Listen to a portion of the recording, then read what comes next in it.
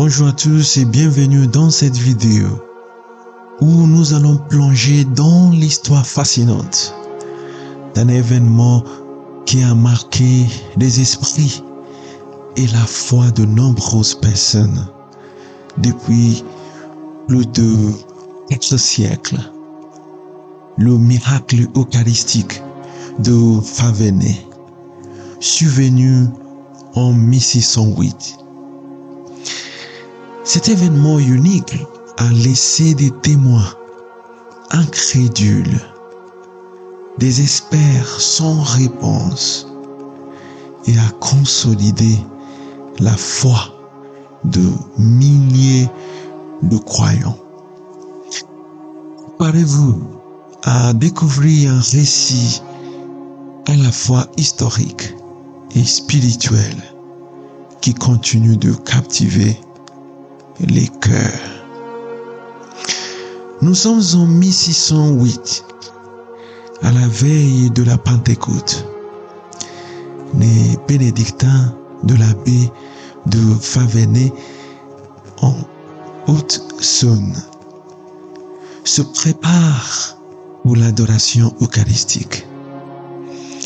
Un reposoir en bois est installé devant la grille du chœur. Il accueille un ostensoir en métal contenant 12 hosties consacrées, surnommées d'une relique du doigt de Sainte Agathe. À ses côtés, un bref pontifical et une lettre de l'archevêque Ferdinand de Ries. L'atmosphère est solennelle, marquée par la dévotion des moines et des fidèles venus prier. Après les vêpres, tout est soigneusement laissé en place pour la nuit.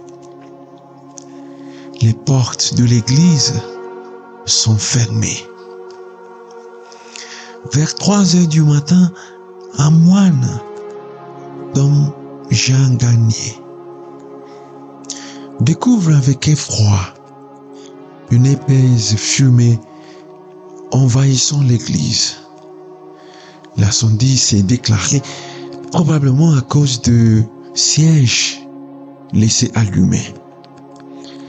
À son arrivée dans le chœur, il constate que le reposoir est presque entièrement consumé. Les linges liturgiques, le bois et même un des chandeliers en étain ont été détruits. Mais contre toute logique, le bref pontifical et la lettre de l'archevêque sont intacts malgré l'intensité des flammes.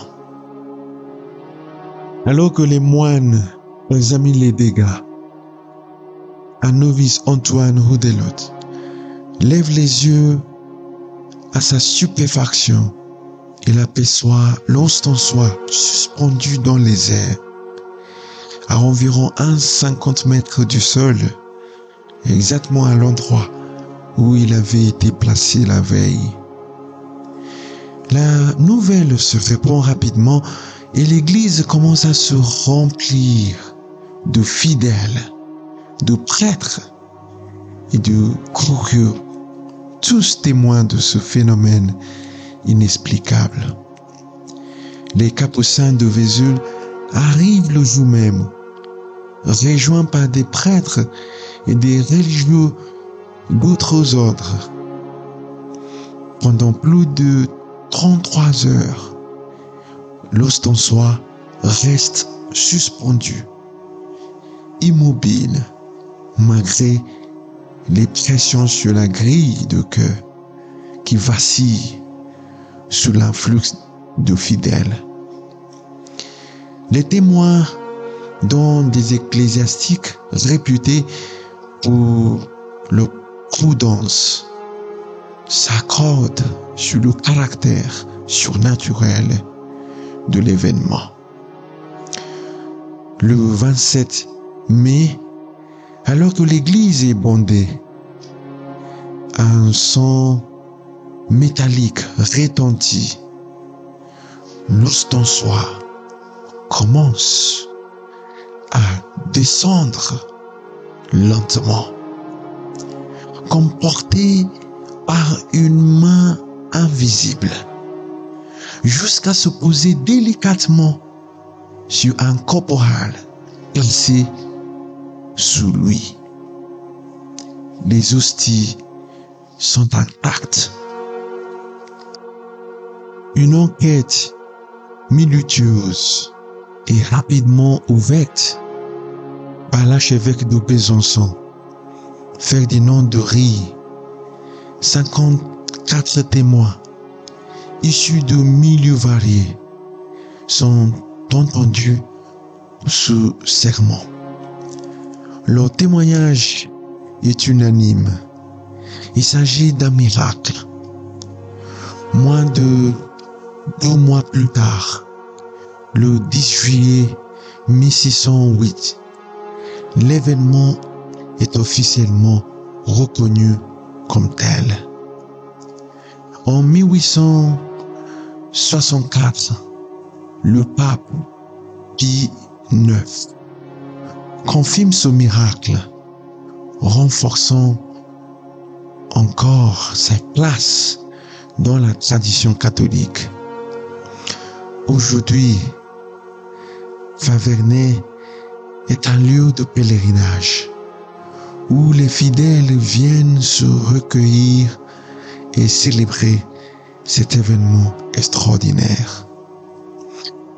Ce miracle est survenu dans un contexte marqué par des tensions religieuses entre catholiques et protestants, où la foi dans la présence réelle du Christ dans l'Eucharistie était vigoureusement contestée.